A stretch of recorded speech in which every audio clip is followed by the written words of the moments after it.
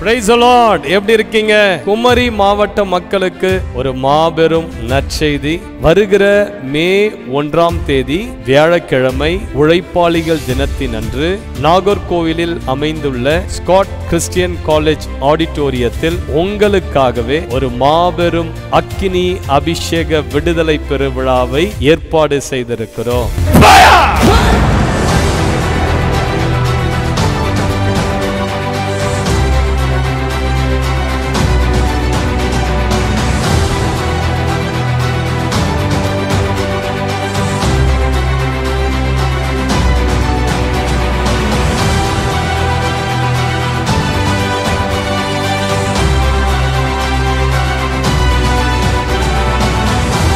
கால் வைத்து நடக்க முடியாமல் ஒரு சூழ்நிலை எனக்கு இருந்தது.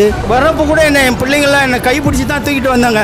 இப்போ பாருங்கள், என்னை குதிக்க என் தேவன் கிருபை செய்தார். எனக்கு ஒரு 3 வருஷமாக ப்ரெஸ்ஸில் வந்து ஒரு கட்டி இருந்தது. ஒரு மெடிசன் கூட நான் எடுத்ததே இல்லை இது வரைக்குமே. இப்போ ப்ரேயர் பண்ண உடனே தானாக அந்த கட்டி வந்து கரைஞ்சிடுச்சு.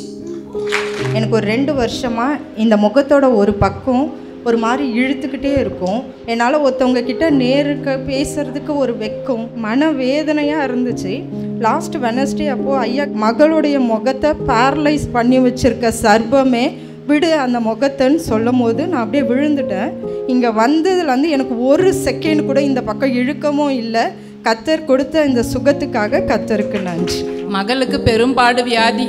ஒரு 5 மாதமாக பீரியட்ஸ் போயிட்டே இருந்துச்சு.